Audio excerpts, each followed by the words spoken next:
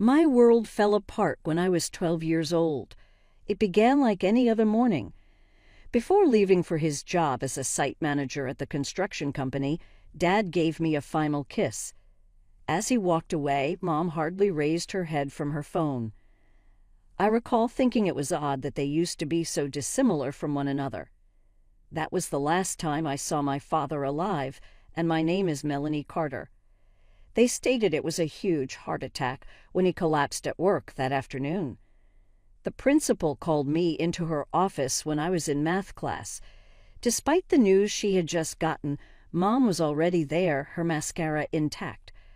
Her voice was firm, perhaps too steady, when she continued, "Your father's gone, Melanie." When I started crying, Mom just sat there and gave me a robotic back pat. I heard her talking to her friend, Linda, on the phone that night. Even though I wasn't attempting to listen in, Mom's voice could be heard over the thin walls of our suburban house.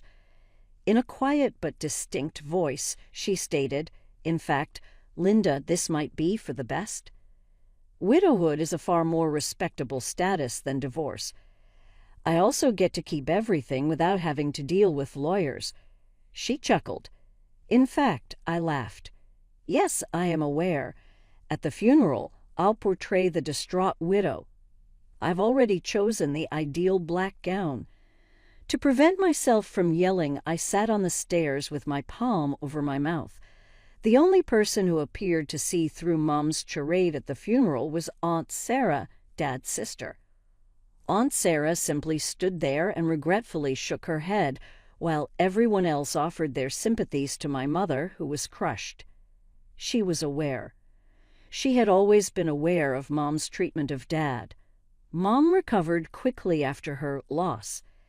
She began hosting a man for dinner within 3 months. Richard Thompson was his name, and he had 2 children from his former marriage, Emma, age 10, and Brandon, age 11. When they came to visit, Mom would prepare extravagant meals, something she had never done for Dad. One evening, Mom stated in a syrupy, sweet voice, "Melanie, honey, I have something to share with you, Richard." I anticipated what would happen. It was clear from the way they sat hand in hand on the couch, Mom grinning like a teenager. Mom said, "We're getting married. Isn't it amazing? You'll have siblings and a new father." I tried to grin, but I felt sick to my stomach. "That's fantastic, Mom. Congratulations." Although it didn't reach his eyes, Richard gave me a smile. He remarked, "Brandon and Emma are very happy to have a new sister." However, I had observed how his children treated me while they were there, as if I were something affixed to the bottom of their pricey sneakers. I contacted Aunt Sarah that evening and sobbed for hours. She listened patiently, then said something I'll never forget. "Sometimes, sweetie, the family you choose is more important than the family you're born into. Remember that." Brandon and Emma moved in the week after the honeymoon. They immediately claimed the best rooms in the house, including my playroom, which became Emma's art studio. When I tried to protest, Mom just said, "Don't be selfish, Melanie. We need to make them feel welcome." Mom transformed into a completely different person after marrying Richard. She'd spend hours helping Emma with her homework or watching Brandon's soccer practice, while I ate dinner alone in my room. The way she looked at Richard, it was like he hung the moon and stars just for her. I'd never seen her look at Dad that way. "Brandon needs new cleats for soccer," she'd say. Or, "Emma's taking art classes this summer." There was always money for what they needed. Meanwhile, I learned to stop asking for anything. Even basic things like new school supplies came with sighs and eye rolls, as if I was being unreasonable for needing pencils. They started taking trips together. Nothing fancy, just weekend getaways to nearby cities or camping trips to state parks. But I was never invited. "You'll just be bored," Mom would say, not even looking at me as she packed snacks for Brandon and Emma. Besides, someone needs to feed the cat. I'd end up at Aunt Sarah's house during these trips. Her small cottage became more of a home to me than our house ever was. She never had kids of her own, but she treated me like the daughter she never had. "This isn't right, Melanie," she'd say, watching me unpack my overnight bag for what felt like the 100th time. "A mother shouldn't play favorites like this." I shrugged, trying to act like it didn't hurt. "At least I have you, Aunt Sarah." One evening when I was 16, I decided to bring up college during dinner. I'd been researching schools, dreaming about studying business management. "Mom," I said carefully, choosing my moment when everyone was in a good mood. I wanted to talk about college applications. Mom's fork clattered against her plate. "College, Melanie? We can't afford to send you to college. We need to think about Brandon and Emma's education." Brandon smirked across the table, and Emma didn't even try to hide her satisfied grin. Richard just kept eating as if the conversation didn't concern him at all. Later that night, I cornered Mom in the kitchen. "What about Dad's money?" I asked. He had life insurance and he'd been saving for years. Mom's face hardened. "I've spent that money taking care of you for the past 4 years," she snapped. "Food, clothes, shelter. Did you think all that was free?" "Stop being so arrogant, Melanie. You can't just demand things from me." I stood there, stunned by her cold tone and the obvious lie in her words. Dad had worked hard to save for my future, and now it was all gone, spent on her new perfect family while I watched from the sidelines. The next weekend, I went to Aunt Sarah's house with tears still burning in my eyes. We sat at her kitchen table, the smell of fresh coffee filling the air, as I told her everything about Mom's cruel dismissal of my college dreams. Aunt Sarah listened quietly, her hands wrapped around her coffee mug. When I finished, she got up without a word and disappeared into her study. I heard drawers opening and closing. Then she returned with a thick envelope. "Your father came to see me about 2 weeks before he died," she said, sliding the envelope across the table. It was strange, he seemed worried, almost like he knew something was going to happen. "He gave me this and made me promise to keep it safe until you were ready for college." My hands trembled as I opened the envelope. Inside was a bank statement showing a substantial savings account in my name with Aunt Sarah as the trustee. Dad had been secretly putting money aside for years, she explained, her voice soft. "He said your mother had been acting different. He wanted to make sure your future was secure, no matter what happened. The money's been gathering interest all these years." I burst into tears, but this time they were tears of gratitude and love for my father, who protected me even after he was gone. "We can't tell Mom about this," I said, wiping my eyes. Aunt Sarah nodded in agreement. Over the next 2 years, I focused on my studies while keeping quiet about my college plans. Brandon and Emma took every opportunity to remind me of my supposed future. "Hey, Melanie," Brandon would sneer in the hallway. "I heard the diner downtown needs a dishwasher. Better get your application in early." Emma would join in. "Maybe if you're lucky, they'll let you bus tables too." They'd laugh like it was the funniest joke in the world. I just walked past them, my silence driving them crazy. Then came graduation day. I'd barely taken off my cap and gown when Mom and Richard called me into the living room for a serious discussion. They sat on the couch like judges about to pass sentence while I stood before them. "Melanie," Richard began, his voice stern, "you're 18 now. We've been generous, but you need to understand that you can't live here forever. You need to find a job and start earning your own living." I smiled calmly. "I understand completely. I'll be moved out by next week." They exchanged surprised looks, clearly expecting resistance or tears. Mom opened her mouth like she was going to say something, then closed it again. "Well, good. Richard finally managed. That's very mature of you." Neither of them asked where I planned to go or how I would support myself. They were too relieved that I'd agreed so easily to risk asking questions that might complicate things. Moving day arrived faster than I expected. I packed my life into 4 cardboard boxes and 2 suitcases. It was surprising how little I'd accumulated over the years, almost like I'd been subconsciously preparing for this moment all along. Aunt Sarah pulled up in her blue Honda at exactly 9 a.m. I watched through my bedroom window as she parked, half expecting Mom or someone else to come see what was happening. But the house remained silent, even though I could see movement behind the curtains of Emma's room. As we drove away, I watched my childhood home shrink in the side mirror until it disappeared completely. I didn't cry. Instead, I felt lighter with each mile we put between us and that house of carefully crafted pretenses. I spent that summer working at the Sunshine Cafe, serving coffee and sandwiches to regulars who always tipped well and treated me like family. The owner, Mrs. Peterson, even let me pick up extra shifts when I wanted to save more for college expenses. September came and I boarded a plane to start my new life at Marshall State University, 3 states away from everything I'd known. The business management program was challenging, but I threw myself into it completely. My roommate, Jessica, became my first real friend since middle school. She didn't know my whole story at first, but when she did learn about it, she just hugged me and said, "Their loss, girl, their loss."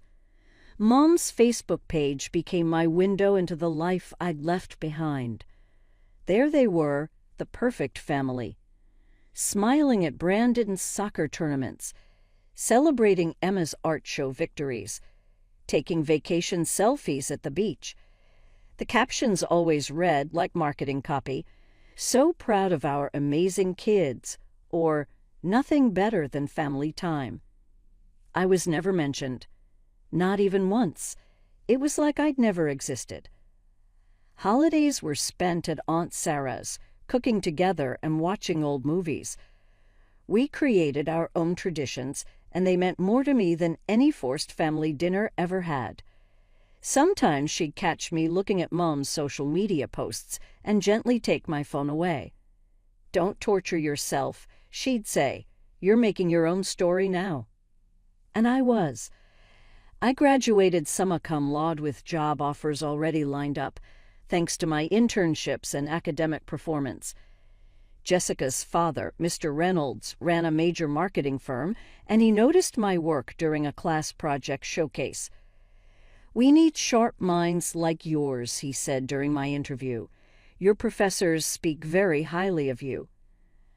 I started in a junior analyst position, but wasn't content to stay there. I worked late, took on extra projects, and studied market trends in my free time. Within 5 years, I'd been promoted twice and had enough savings for a down payment on my own apartment.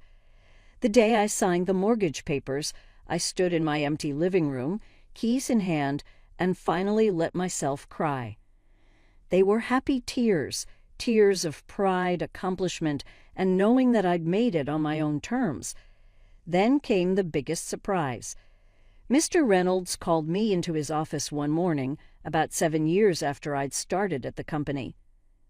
"We're creating a new position," he said, sliding a folder across his desk.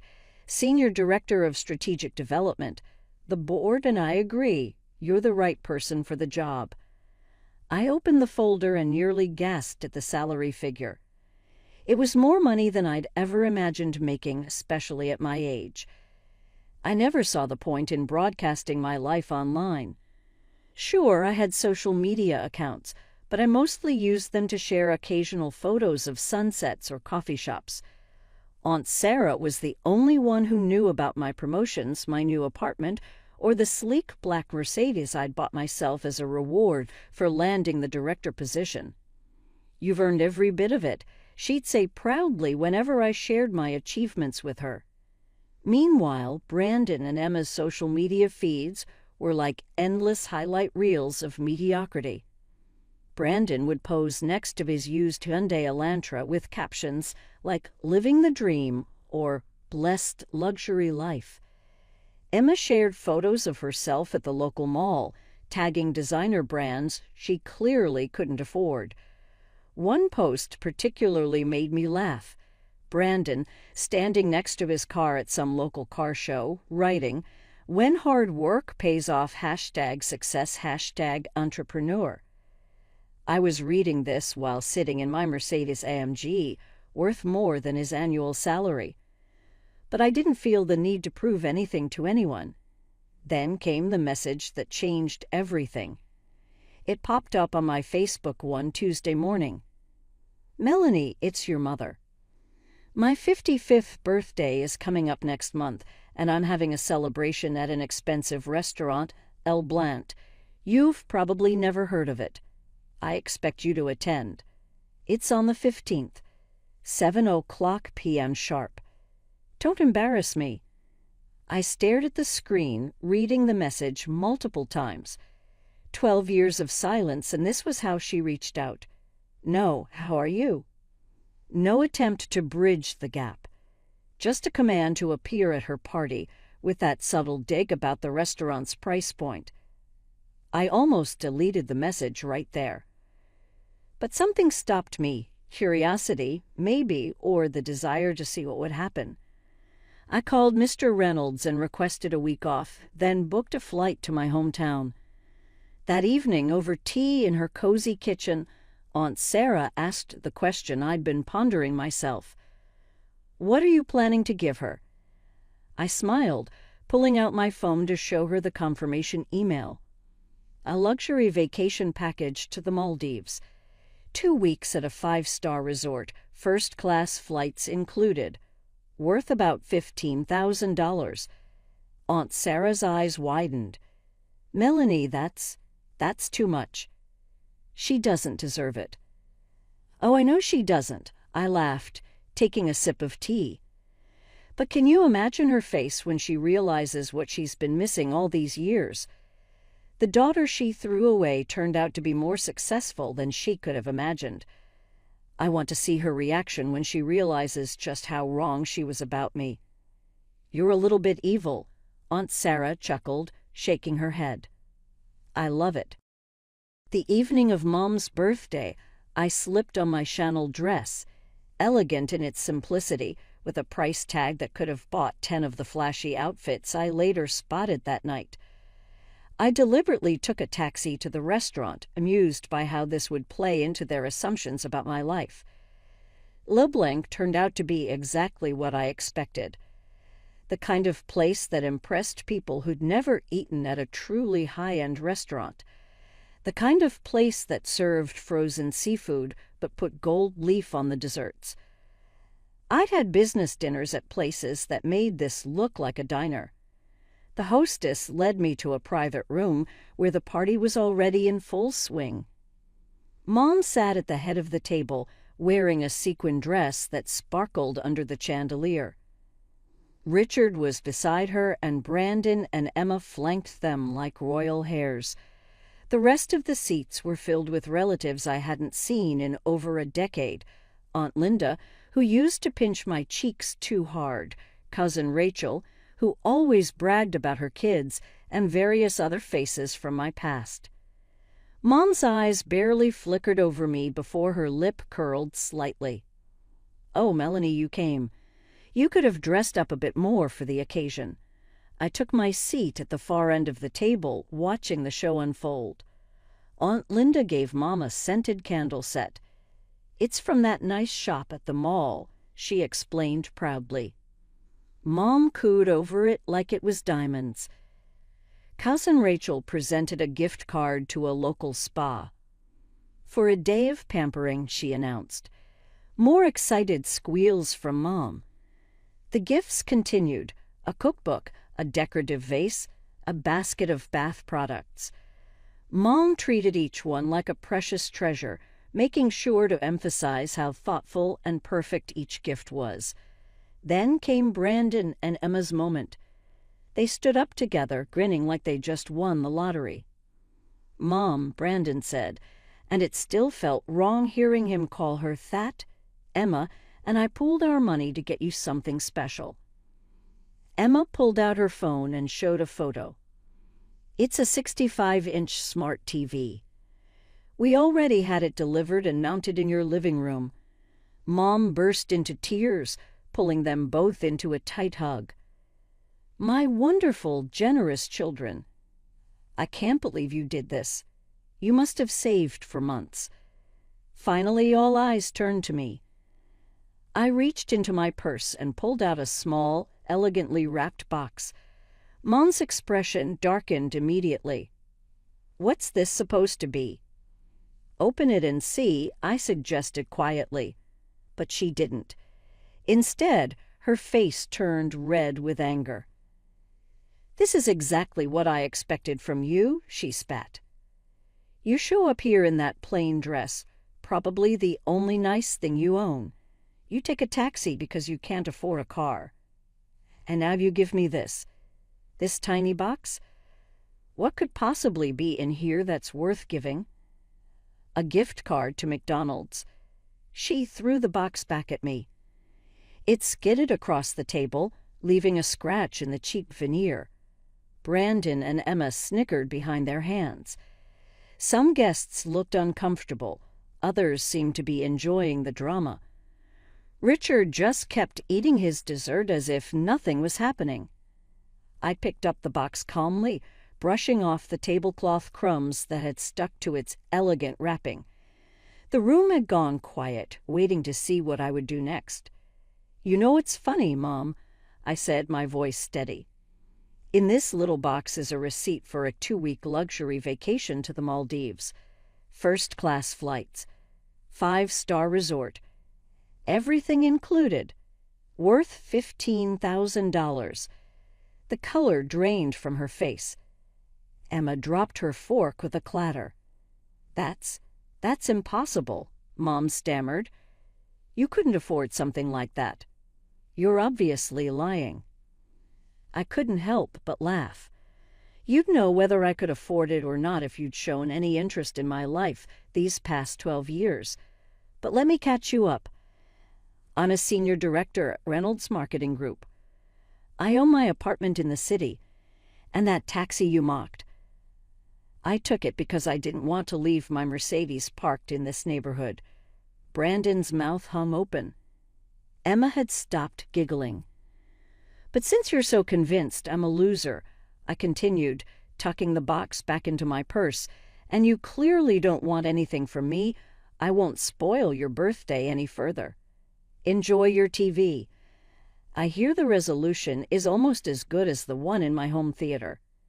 I walked out with my head high, the click of my heels echoing in the sudden silence. The matron called a taxi, and I headed straight to Aunt Sarah's house. She was waiting up for me, 2 cups of tea already steaming on the coffee table. I told her everything that had happened. Some people never change, she sighed, shaking her head. Your mother's always been more interested in appearances than reality. We were still talking when my phone started ringing an unknown number. But I knew who it was. Melanie Sweetheart, Mom's voice dripped with honey. I've been thinking about what happened. Have you? I replied coolly. Yes, and I realize now that I may have been hasty. If you're still willing to give me that gift, I'd love to accept it. We could use this as a fresh start. I want to be part of your life again. We're family. No, I said, finally understanding something. We're not family.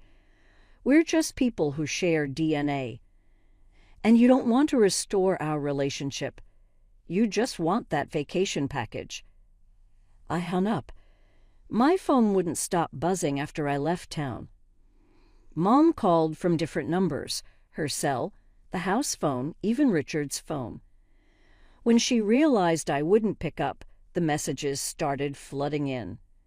Melanie, please call me back. We need to talk about this.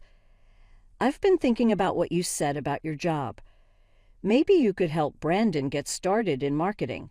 He's very creative. Emma's been saying she'd love to intern at a big company like yours. It would look so good on her college applications. The house needs some repairs, and since you're doing so well, each message was more transparent than the last.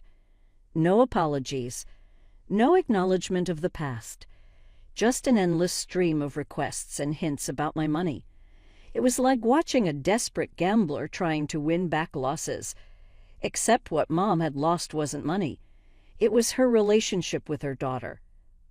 I read each message with a strange detachment, like I was studying a case study for work.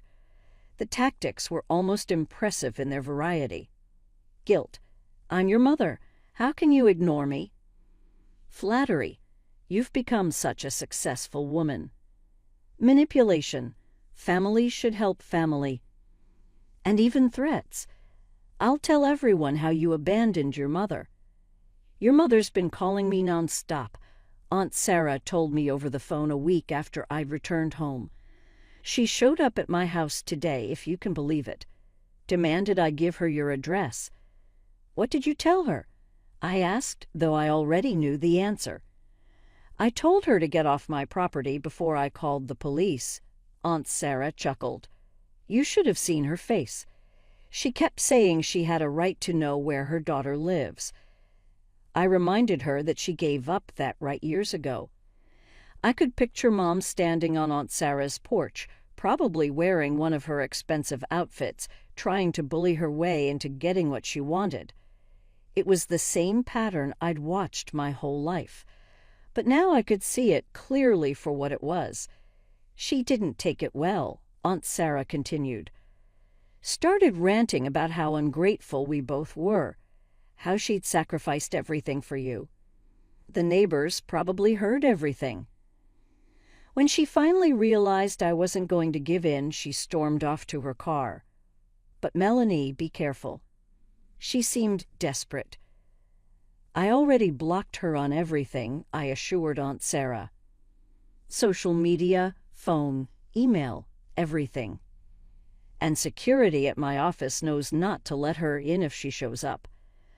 I went around my apartment after we hung up, taking in everything I had created for myself.